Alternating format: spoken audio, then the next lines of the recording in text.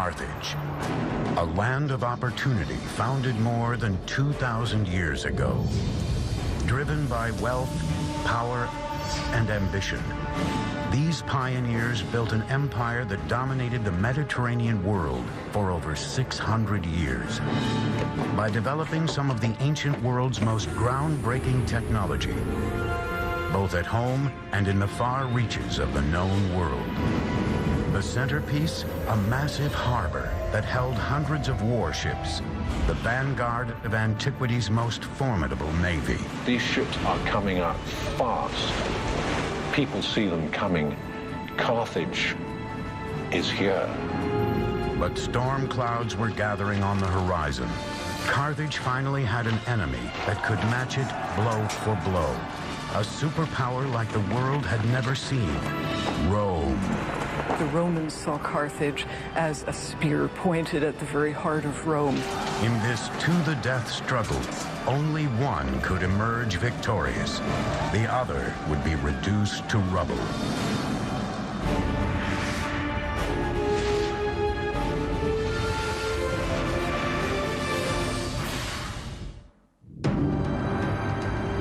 Bloodshed, massacre, brilliant feats of engineering, and acts of suicidal bravery will mark the collision between the ancient world's two greatest superpowers, Rome and Carthage.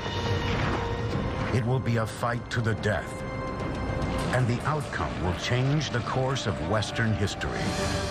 Welcome to Tunisia. Hello, I'm Peter Weller. When I was a kid, I heard the name Carthage, and I knew it was an ancient city. I didn't know exactly where it was. I'd heard of Hannibal and the elephants crossing the Alps and these famous wars with Rome. And I learned these wars were called Punic Wars, after the Latin word punici, which is what Rome called Carthage.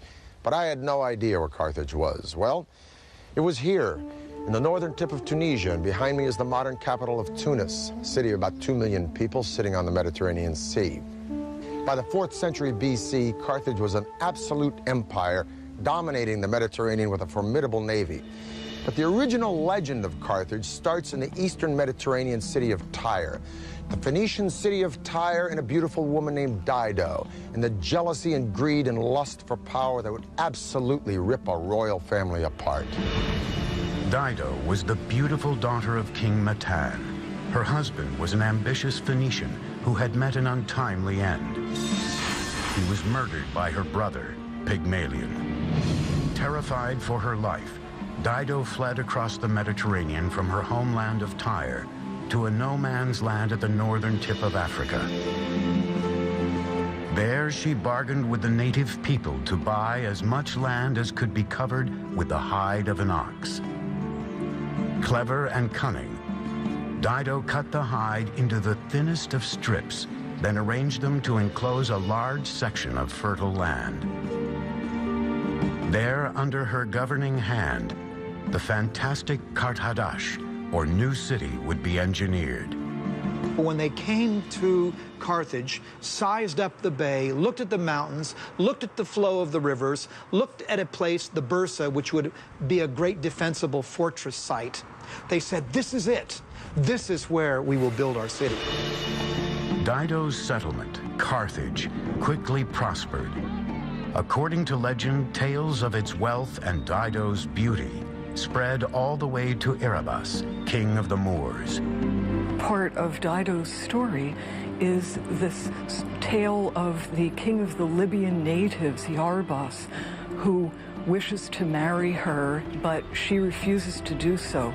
According to the storytellers, it's out of love for her assassinated husband, and she climbs onto a self-built funeral pyre and burns herself up. It was here, from her ashes, that one of the greatest empires in the known world would rise. Surrounded by bigger powers and with little land, the Phoenicians of Carthage turned to the sea. They were pioneers, pragmatic, open to new ideas, and endlessly innovative. When Dido established the city, the new city, a lot of people's eyes obviously opened wide and said, hey, a new city, a new start. And as these trading routes that Carthage pioneered expanded, it very rapidly became as international a city as anywhere then in the world. Over the next 200 years, Carthage evolves into a major Mediterranean power, establishing colonies in Corsica, Ibiza, and North Africa. By around 700s, maybe 650 BC, Carthage is a force to be reckoned with. Everybody's heard of it. Nobody messes with it. It's a very important city. Through expansive trade networks, by the 7th century BC, Carthage's new territories were generating a massive treasure chest, and its population reached 300,000, making it one of the biggest cities in the world. To some extent, you could compare it to a Manhattan. This is a huge population living in a relatively small area. So this is an important commercial and cultural hub, not only for North Africa, but also for the entire Western Mediterranean world. Before the Carthaginians' grand engineering feats had been launched in the name of the gods, Carthage's focus was closer to home. Like America 2,500 years later, the wealth of Carthage drew legions of people looking to make their fortune. Soon the city's architects and engineers had to find a way to house them all, a challenge that would lead to the most remarkable urban building boom in antiquity. There was something very important to the Carthaginian spirit, to its psyche, about staying within the walls of Carthage. So the pressure to design buildings that would accommodate people who wanted to live within the city was very strong. The Carthaginians would be the first on a massive level to turn the city's sky into private property by building apartments. These were as high as 6 stories, very densely populated. Why? Because people wanted to come to Carthage. It was a successful, happening place. If you wanted to get on in life, you wanted to come to Carthage. To build a city for the ages, first they would need materials with which to build it. The answer was located at El Hawariya on Tunis Bay. There in these remote quarries was a seemingly endless supply of limestone that was both easy to work with and quick to put up. Limestone is the perfect choice for building. And there were limestone depositions geologically in that area, in that basin, very close at hand. Archaeologists speculate that, like the Egyptians before them, the Carthaginians cut each block of stone using the simplest of means: water and wood. After they've chiseled a dotted line channel along the face of a rock, they take a wooden wedge, stick it in there, if it's deep enough, and then wet the wood. And what will happen naturally is the wood will expand with the water, and then it'll naturally crack the stone. The increased pressure from the expanding wood caused the stone to crack in almost perfect lines. From there, workers separated each block using crowbars and other tools. Once the massive blocks of stone were quarried and transported to the city, the Carthaginians used pier and panel style construction to quickly transform Carthage into a dynamic capital. It's very clear that by using stone in the first place, they weren't ready to pick up and go elsewhere. They were looking down the long term. For each metropolis to survive, it needs a constant source of running water. Carthage was no different, so the ancient city engineers turned to cisterns like this. Each cistern was made of a double layer of eggshell, ash, and clay, made the cistern absolutely watertight. Every home enjoyed access to a cistern through a series of pipes and channels. Carthaginians had fully equipped bathrooms with tubs and sinks and even showers years before ancient Rome. And we have clear evidence, way before the foundation of Carthage, of domestic plumbing. But it is Carthage by 600 BC or thereabouts, and certainly Carthaginian town of Kerkuane by 450 BC, that we have the first evidence of a unified system of water usage and, critically, sewage. Any fool can put in a bathroom, but the question is what you do with the waste water. And at Kerguelen you see very clearly a unified single system that has piped water to the rooms that need it, the kitchen and the bathroom, but then piping the wastewater out to a common sewage system. This was evolutionary, yes, but it is also typically Carthaginian because it's also revolutionary. By the 6th century BC, Carthage was growing into a true city-state, brimming with magnificent temples, glittering palaces, and high-rise houses. But as Carthage's flame burned brighter, the flame of their Phoenician cousins was burning out. The great Phoenician city of Tyre fell to the Babylonians in 574 BC. Carthage was now on its own. Before long, the Carthaginians would sail beyond the dusty shores of North Africa, continuing to expand their empire by conquering the seas. The Carthaginians saved money by covering their stone houses with smooth stucco, making them appear to be constructed of expensive marble. 520 BC, 3,000 oars propel 60 ships through the Pillars of Hercules, known today as the Straits of Gibraltar. Hanno the Navigator, the great admiral of Carthage, is sailing to the edges of the known world. He is preparing to launch a power play that could lead to total domination of the Mediterranean. So every great explorer, Christopher Columbus, Vasco da Gama, who's sailed off into the unknown, seems to me a very strong parallel for the original and best of them, Hanno the Navigator. Hanno set sail to extend the boundaries of the Carthaginian network of colonies and exchange, not mere trading activities, but planting whole cities of new settlers to maintain control of land and access to its resources. Carthage's technical prowess on the seas has brought it power and wealth. By the 6th century BC, the islands of Corsica, Sardinia, and the Balearic Islands are now under its control. The hub of its power flows from a marvel of engineering, the harbor of Carthage. This is the absolute pinnacle of Carthaginian engineering. Although records are shaky, archaeologists believe it may have been constructed as early as the days of Hanno. But at the height of her power, in the 2nd century BC, the harbor of Carthage was transformed, technologically superior to any maritime facility in the world, and the very lifeblood of Carthage. It was part of Carthage, it was the heart of Carthage, it was the lungs of Carthage, it was everything to Carthage, both naval and commercial. The harbor had a common entrance from the sea that was 70 feet wide, which could be closed with iron chains. Inside its gates were 2 separate marinas, the first for the traders and merchant vessels. The mercantile harbor, the commercial harbor, was organized with conventional wharves to make as easy as possible the loading and unloading of goods. So in Carthage, readily one can imagine in, say, 400 BC, you would see all the goods there were in the then known world being bought, being brought, being sold in Carthage.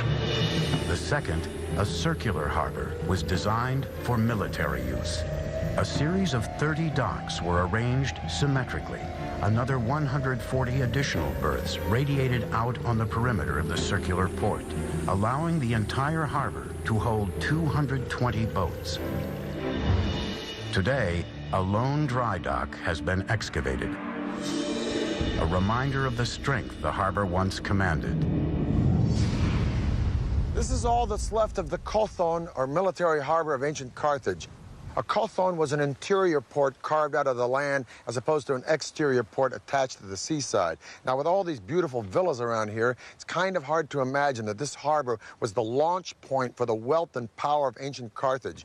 Now, the nerve center for this maritime hub was that circular island out there where there were 40 or 50 slots for boat dry dock. And on top of that island was a big tower where trumpeters would blare signals, and heralds would deliver orders, and admirals would oversee operations like observing what ships were coming in from sea, be they friend or foe, while at the same time those ships couldn't very well observe what was going on in this port. Nobody has anything approaching this potency, this power, let alone this navigation and seafaring skill. So when the barriers are taken off the channel and within, they're scrambled, as they did in World War II with aeroplanes, these ships are coming out fast down this channel and out into the Mediterranean. People see them coming. Carthage is here. For 2 centuries, Carthage dominated the Mediterranean. But a rival across the sea to the north was steadily evolving into a military machine of unparalleled potency. Rome. These 2 superpowers would soon find themselves in conflict over the jewel of the Mediterranean, Sicily. Carthage was built to trade, and Sicily was critical to that trading. Why? Because it's right bang slap in the middle of the most important shipping lane in the world. Whoever controls Sicily controls these vital trade routes. The Romans saw the enormous riches that Carthage could command, and it started to just elbow into them. And the Carthaginians nudge back and say, hang on, we were there first. Please, as it were, get your tanks off my lawn. Both Rome and Carthage now had settlements on Sicily. This tension would trigger a series of wars that would rock the ancient world. The Romans saw Carthage as a spear pointed at the very heart of Rome and at their own burgeoning trade empire. So, of course, they felt they had to eliminate it. They would come to be known as the Punic Wars, named after the Roman word for the Phoenicians. The outcome would change the course of world history, and Carthage would be led by one of the greatest military geniuses of all time. Some historians believe the sailors of Carthage were the first to sail to the Americas, nearly 1,500 years before Christopher Columbus. At the beginning of the 3rd century BC, the Republic of Rome is called down into southern Italy by a Greek town to help that town against pirates. Now, it's not long after that the 2 Sicilian cities get at it. One of them, Messina, originally asked Carthage for help, but then they go, nah, let's ask Rome, because they're closer, probably a better deal. Syracuse fights Messina and Rome 1 battle, quits, gives up, turns himself over to Rome, and Rome, in the span of decades, has all of southern Italy and eastern Sicily. This really POs Carthage, and thus begins the First Punic War. And the outcome of this war will not only decide who owns Sicily, but who's going to be ruler of the entire southern Mediterranean Sea. 264 BC, Rome and Carthage begin the First Punic War. 17 years later, the 2 sides are still deadlocked in a bloody slugfest.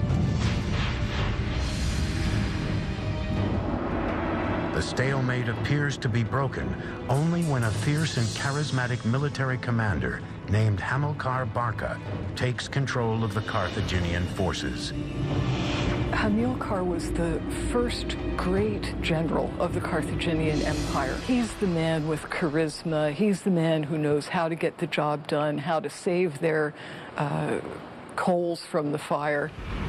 Between 247 and 242 BC, this fiery military tactician, Hamilcar Barca, sweeps into Sicily. He's dynamic, he's powerful, and he's absolutely ruthless. But what gives Hamilcar his real confidence is that at his back he has a new sleek form of warship called the quinquereme, quin meaning 5 banks of rowers. The quinquereme isn't really developed by the Carthaginians, it's developed by the Greeks. But what the Carthaginians do is make this sea-going battering ram huge. In that period of the Punic Wars, wow, they were the feat of shipbuilding and engineering. Quincunrim apparently had 5 banks of oars. Now, there's been some debate exactly how that worked, but it is believed that there were 3 levels with 5 guys, 2 on the top 2 levels, each with an oar, and then 1 guy at the bottom. Whatever the case, it was a bigger, larger version of the trireme. However, even though it's a bigger version, the tactics involved in naval warfare are exactly the same. The main purpose of these ships is to ram the enemy ship. That's what they were engineered for. Outfitted with a bronze-covered ram, they were designed for speed and maneuverability. These were very, very, very quick. Trying to catch a Carthaginian warship was trying to hit Muhammad Ali in his prime as a boxer. A standard quincunrim was roughly 120 feet long, 9 to 16 feet wide, and could hold up to 420 sailors. Fully manned and loaded, a quincunrim weighed more than 100 tons. On open water, these megaships were killing machines. And this thing is just coming straight at you at a speed you've never dreamt of as possible, and bang! The whole of your boat shakes, your ship shakes, and you start to sink. Compare that with the trireme, where often the model was probably much more to engage with the enemy ship and have land fight at sea. The Carthaginians didn't mess about like that. They wanted to get in, they hit you once, and you drown, and they're gone. To hit the next one, deadly. Now, the genius of the Carthaginians was in figuring out how to mass-produce these ships. They took sort of prefabricated parts and put them all together on an assembly line. So to an enemy, no sooner would a quincunrim be sunk than another one would appear on the horizon. And this was a distinct disadvantage for the Roman Navy until they came upon a wrecked quincunrim, and they sort of reverse-engineered it. They deconstructed it, figured out how it was put together, put it back together, and made it their own. They captured a grounded Carthaginian quincunrim and made dozens of copies of these.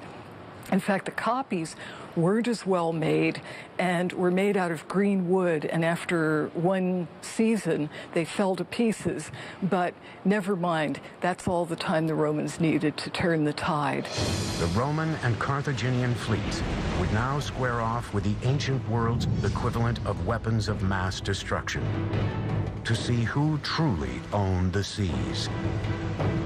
March 10th, 241 BC, the fleets met at the Agates Islands off the western coast of Sicily for one of the greatest sea battles of all time. In the hostilities of the First Punic War, the Battle of the Agates Islands, fought off the coast of Sicily, was a turning point. In the battle between 2 brilliantly engineered fleets, Carthage had the advantage in numbers. But their sleep-killing machines were bloated with grain and supplies for Hamilcar's army, camped out on nearby Sicily. Many ships were sunk or lost or captured. People weren't expecting that. Now, the Carthaginians try to make a break for it, but they are unable to do so because of this extra weight. That gives the Romans the victory. It was a strategic disaster. In the end, the Romans took nearly 30,000 Carthaginian prisoners. With no way of resupplying himself and his troops, Hamilcar was forced to surrender and retreat back to Carthage. It was clear the pendulum of power in the Mediterranean was now swinging ominously toward Rome. In victory, Rome gained not only Sicily, but also Carthage's holdings on Corsica, Sardinia, and the islands between Sicily and Africa. Hoping to cripple Carthage, Rome forced it to pay a large tribute. But Carthage was not ready to give up yet. It turned westward to Spain to generate new wealth.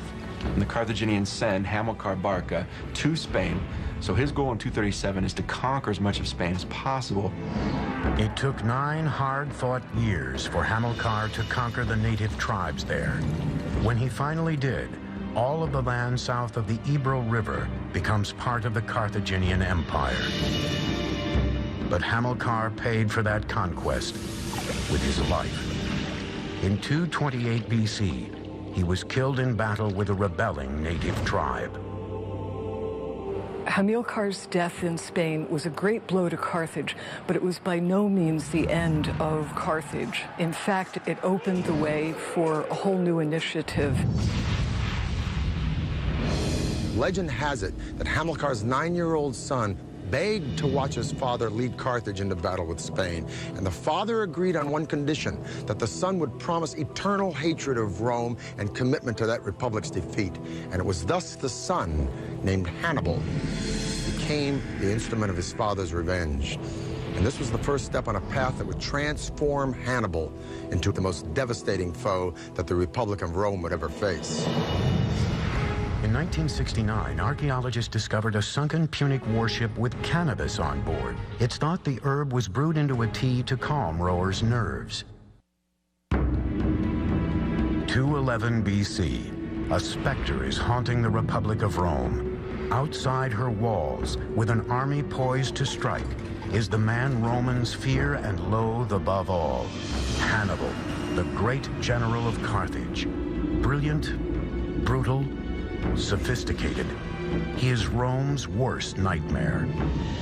As if by magic, Hannibal has penetrated Rome's defenses. But the magic is actually Hannibal's strategic genius, and the use he makes of one of the world's greatest engineering corps. There's no doubt in my mind that Hannibal wasn't one of the greatest generals in history. I think demonstrably he is the greatest general in history. Hannibal's genius is born of a near religious zeal to destroy Rome, handed down to him by his father. In 221 BC, he was given the tools to do it. At the age of 26, he took command of the Carthaginian army. Hannibal was certainly Hamilcar's son. He was a crafty politician, a brilliant strategist and military man, but his real genius was in knowing when to use all of the great engineering developments that Carthage had at its disposal. As a commander of ironclad courage, he would launch one of the most stunning campaigns of aggression the world had ever seen. Rome had gained control of the Mediterranean, meaning Hannibal could not reach his enemy by sea. Driven to fulfill the vow he had made to his father to destroy Rome, Hannibal set out to do the impossible. He'd march over land, across the Alps, to the heart of the Roman Empire. Now, Hannibal knows he's greatly outnumbered. He knows he has a relatively small army in comparison to the Romans, but he does come up with a strategy which he believes will bring him victory.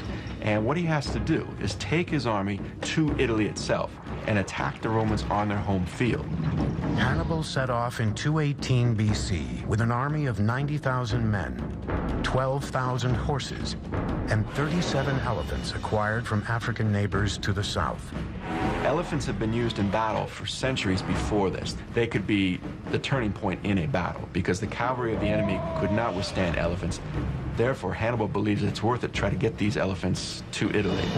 By October, they'd traveled more than 600 miles and came face to face with their first major obstacle, the raging Rhone River in France. Even at its narrowest, shallowest time of the year, the Rhone River is still going to be somewhere between 100 to 150 to 200 meters wide. It's going to be daunting to all of Hannibal's field engineers. On the other side, a large number of Gauls were waiting to do battle. But the wall of water was a potentially deadly obstacle that had to be vanquished first. Hannibal's builders would have to conquer Mother Nature. Not only are the engineering feats daunting, but you also have crowds of insubordinate and hostile tribes waiting on the other side of the river. The solution would be one of Carthage's most spectacular feats of engineering. A series of giant rafts, large enough to shuttle animals and supplies across the river in record time. These rafts were about 200 feet long and 50 feet wide. Now that means that you can't just use one single tree trunk. You have to also put multiple trees together and then lash those together too. This requires more than a Boy Scout knowledge of knots. With speed and efficiency, Hannibal's soldiers harvested massive conifers from the surrounding forests and connected the trees together with rope. One thing his engineers had to account for was the psyche of the elephants.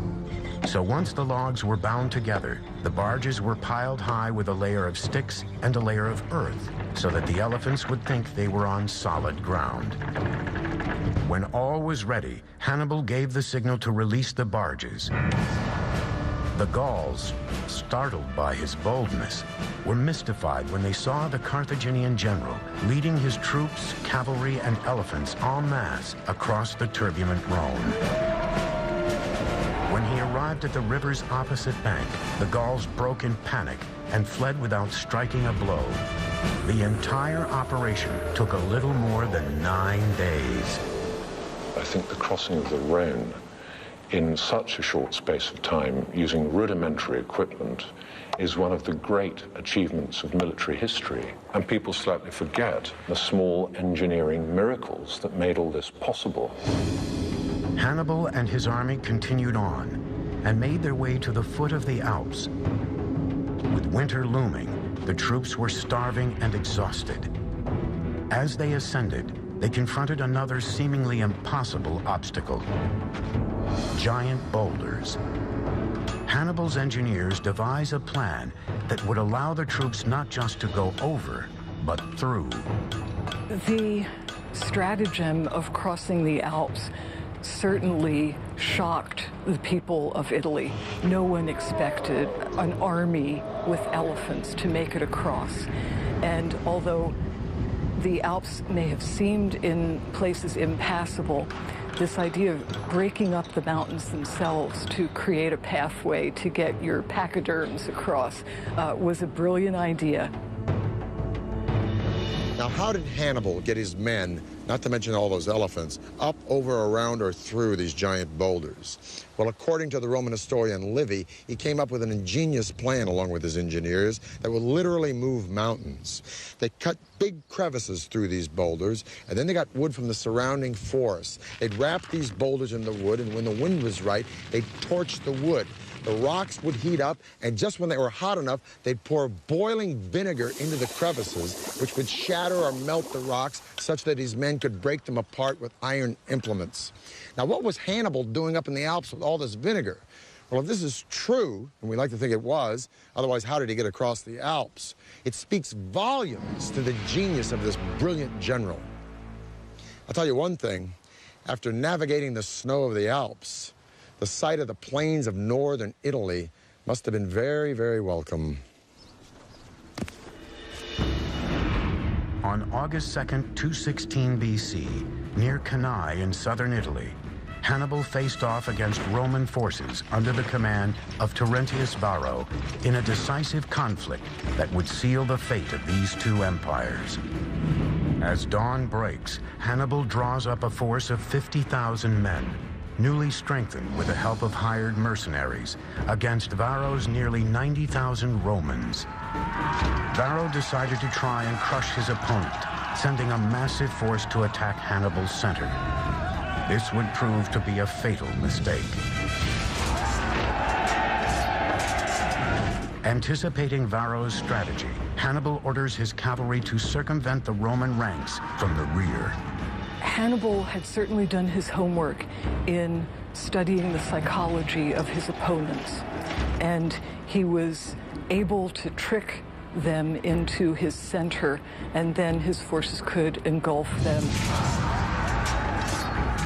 Completely surrounded, the Romans were slaughtered where they stood. Only 3,500 Romans managed to escape. 10,000 were taken prisoner, and 70,000 were left dead on the battlefield. At the Battle of Cannae, the single greatest defeat ever inflicted on a Roman army throughout its entire history. And of course, we have to go to World War I to find a scale of slaughter as big.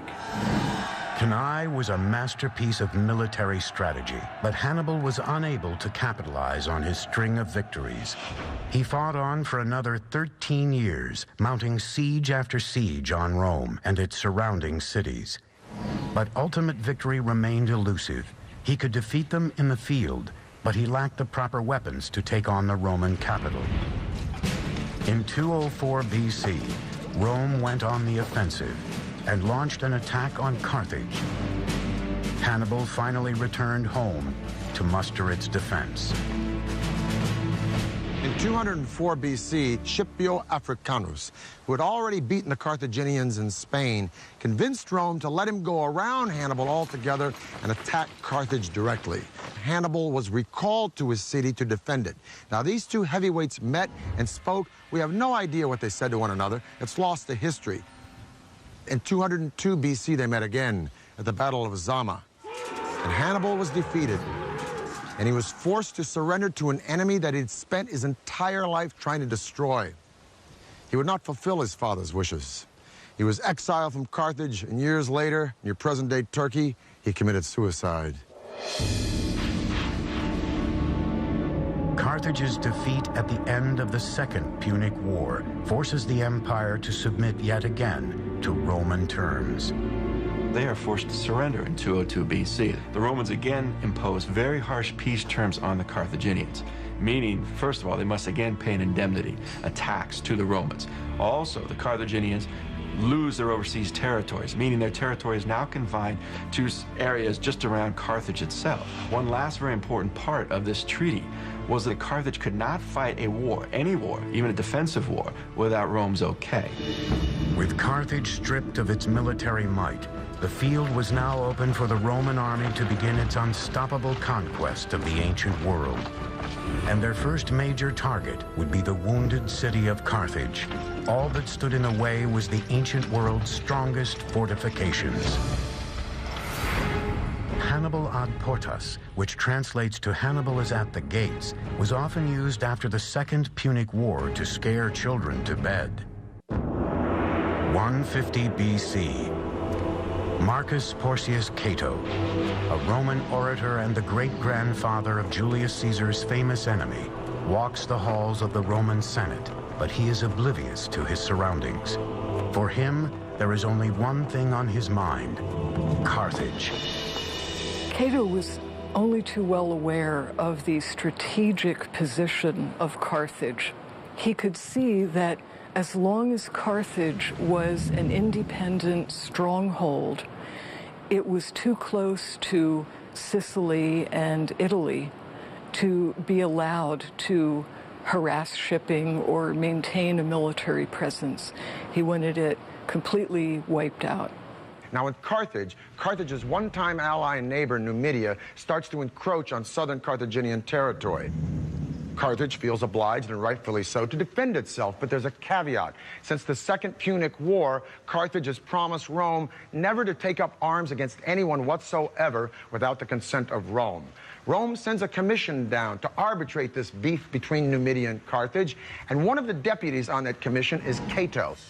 And when Cato sees the prosperity with which Carthage has bounded back since the Second Punic War, he goes right back to Rome. He rails against the Senate that this prosperity means one thing and one thing only: Carthage is going to be at our doorstep with arms in no time. No matter what speech he makes, roads, politics, taxes, he always ends with ceterum censeo Carthaginem esse delenda, which means, furthermore, I say Carthage should be destroyed. Now, Carthage, feeling it's going to be annihilated, no help from Rome, takes up arms. Rome sends an army down to Carthage. Rome tells Carthage, you have to abandon and evacuate your city. Carthage refuses. Thus starts the Third Punic War. But now Rome has got a problem, because the strongest fortifications in all of antiquity at that time are the walls of Carthage.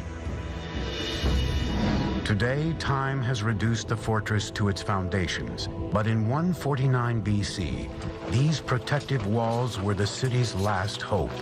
It was a three-part wall system with massive stone circuit wall. It covered a huge extent and was thought to be unbeatable. A wonder of the world, those Carthaginian walls, and the Carthaginians trusted them.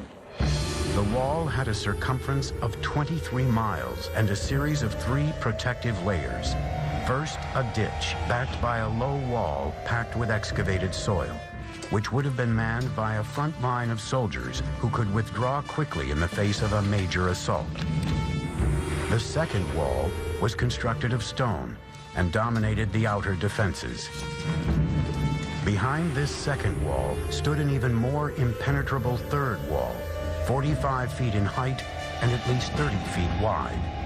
15 towers were spaced at 200-yard intervals where watchmen stood guard. Inside this wall lived part of the Carthaginian army, including 20,000 men, 300 elephants, prepared for any type of attack that took place. The wall system surrounding Carthage made it the best fortified city in all of the Mediterranean, if not the world. And against the Romans, it would face its ultimate test, led by the fabled Carthaginian general, Hasdrubal. The Carthaginian commander who would lead the Carthaginians during the Third Punic War was Hasdrubal. He is the one responsible for retaliating against the Numidians, and he is the guy who's going to be leading the main resistance. As the Roman legions descended on the city, the Carthaginians hurriedly scrambled to build a new defensive force. The women gave their hair up. They cut their hair so that they could make rope to fire the catapults. They emptied the prisons. The old men volunteered.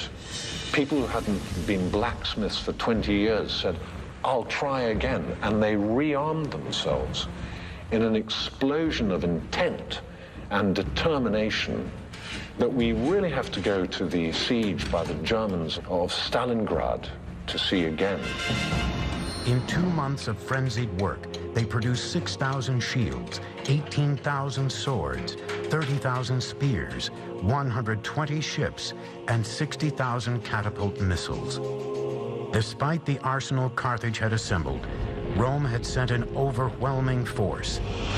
The city was alone, facing its own destruction.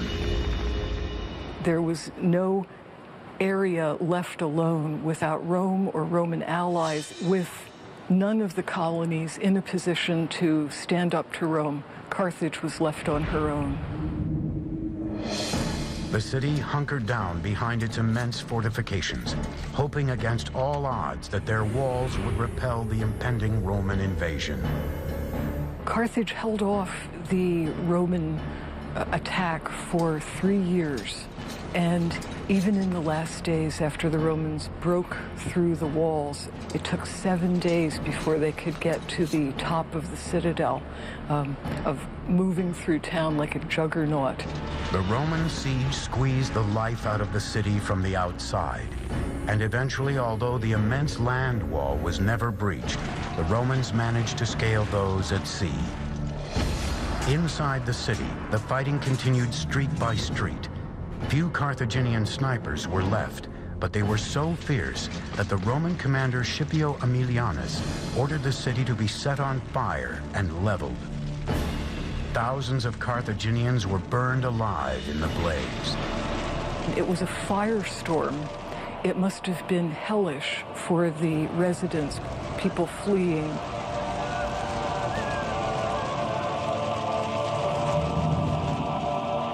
During its siege and capture, Carthage had been decimated. The city's population fell from 500,000 to 50,000. The survivors were sold as slaves, never to return home. It took just 17 days in the year 146 BC for Carthage to be completely destroyed by fire. That same year, Rome leveled Corinth, put Greece in their pocket, and overnight, the Mediterranean Sea became their own private lake. Carthage would rise again, albeit this time reconstructed by Rome, like this fantastic amphitheater here at El Jim. And by the 3rd century AD, Carthage would thrive once more as a commercial port. But although undeniably Roman, the spirits and the voices of Dido and Anno the Navigator and Hasdrubal and Hamilcar and Hannibal would echo throughout those Roman walls, begging to be remembered for the remarkable achievements of their civilization. And if you listen well, you can still hear those voices whispering among the ruins that are Carthage. For the History Channel, I'm Peter Weller.